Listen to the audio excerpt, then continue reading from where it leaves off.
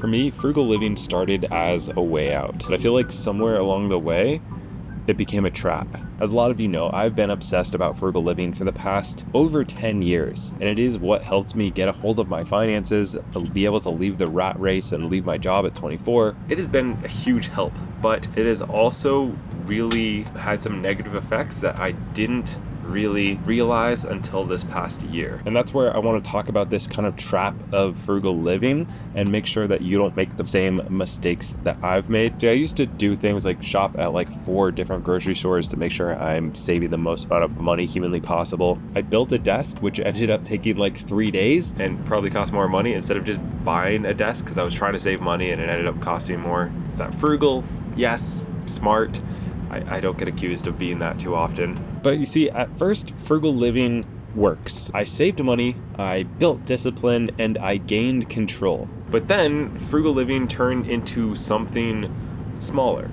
And it's this idea of like fear-based budgeting. So like, here's the thing. Frugal living is great until it becomes your identity. And honestly, I get it. Right now, 43% of Americans would need to borrow money to cover a $1,000 emergency. So no buy challenges, extreme budgeting, cutting every corner that is possible is not just like a choice that people are making, it's a necessity in order to survive. But the thing that nobody tells you is that that mindset that you have to train, you have to do in order to get through those stages, in order to survive, in order to pay off debt, stays with you a really, really long time. And for me, I think it even changed like who I was as a person. See, for me, I didn't just cut the expenses, I cut out a little bit of joy, I cut out momentum, I cut out opportunities, I cut out experiences and memories that I could have had that wouldn't have really impacted my finances that I didn't have because of fear. For instance, right now, I'm on a train ride for like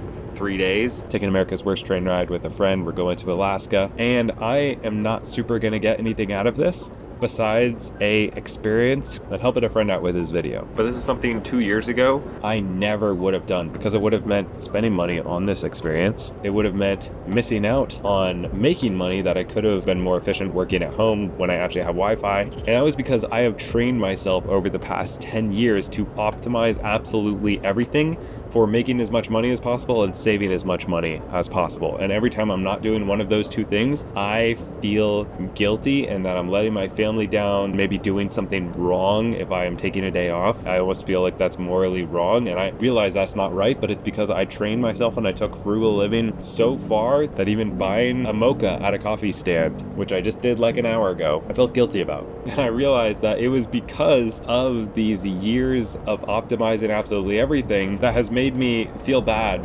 about enjoying parts of my life and actually spending money on experiences. And again, I realize that I took this too far, but I've talked to a lot of other people who are very frugal, and a lot of them really struggle with enjoyment and spending money on themselves and kind of enjoying the fruits of their labor, which isn't really something we should feel guilty about. That's kind of the whole point of everything that I've done with my finances and saving money, is so that I could enjoy this stuff, but when it comes to enjoying this stuff, I feel bad about it. And it's not just me, this is a very common thing, and I'm not the only one. I was reading through some things like on Reddit, like I thought I was being frugal and smart. I once skipped museums and tours while studying abroad, still my biggest regret. I thought I was being disciplined, and this is something that a lot of other people have struggled with as well, and is a very common trap of frugal living that not many people talk about. By the way, if you're getting any value out of this at all, it does help the channel an insane amount if you would just drop a like and subscribe. Trying to get to 1 million subscribers. I just never thought that that would be a possibility, but I think it would be really cool, and it's free. You can just click a button. Pretty fun.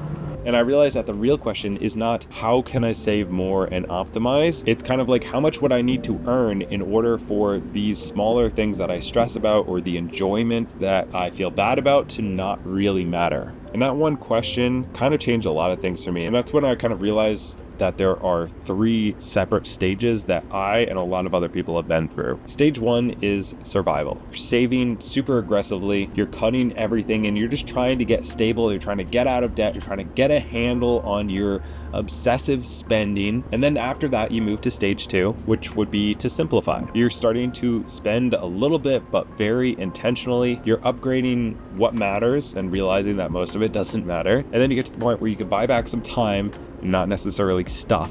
And then stage 3 is what I'm going to call send it. And this is where you start focusing on earning. You start investing into yourself and actually asking, what your ideal life would look like, and taking the first steps and the second steps in order to build that ideal life. So when I was just surviving, when I was in stage 1, I was trying to save up enough money to, buy my first rental property and to start my own business and not have to work 24/7, 3 different jobs at the same time. I was in that stage of survival where all I could think about is just not wasting any money anywhere so I could, get freedom as soon as possible. But then as I've done this for 10 plus years, I'm now at the point where I'm like asking, what would my ideal life actually look like? One of the things would be traveling more. It's something I enjoy doing, these experiences that I missed out on a lot of them throughout most of my life because of frugal living. But now I've realized that this is something that I'm willing to spend money on, and I want to have more experiences. I've never seen like half the country. I'm seeing a lot of it right now out of my window, which is really nice. But this lifestyle of traveling costs a little bit more money. So I need to do more things in stage 3 in order to build kind of the last part of that. So I need to focus on earning more, invest in myself more, and make my skills more valuable so that I can build that dream life, that ideal life that I want to have without always feeling bad about doing the things that I actually want to do. Because frugal living and minimalism are tools ultimately, but they are not the final destination. I feel like a lot of people get stuck in them as cycles, where maybe you just get stuck in stage 1, where you're just constantly like thinking about cutting coupons, saving every bit of money that you possibly can. Everything is optimized in that you stress and you worry about every single dollar, which is good to know where every dollar goes, but it's not great to stress about every dollar forever. And a lot of times people can get stuck in that and never kind of move past to the point where like, okay, it's okay to buy something that makes my life better every single day. Or they never move past that to the point where it's like, okay, what do I want my life to actually look like? Do I want to live on a train for a week? Okay, well, how do I make that a possibility? If every decision is based on saving money, then it never will be. Because the goal should never be to only spend as little as possible. It should be to spend well. It should be to not spend on the things that don't matter, so I can spend on the things that do matter, that do make my life better, do make my life easier, make my life more enjoyable, or help people without feeling fear or guilt, which is something that I feel pretty much every time I spend money. I either have this fear that I'm gonna not have money, which I don't know where that comes from, or I have guilt that it is bad to spend on myself because I've spent so long never spending on myself that every time I do, I feel bad about it. I feel guilty. I've got a kind of follow-up video if you want to see it right here. Hopefully you enjoyed this. I'm gonna go see what Alaska looks like.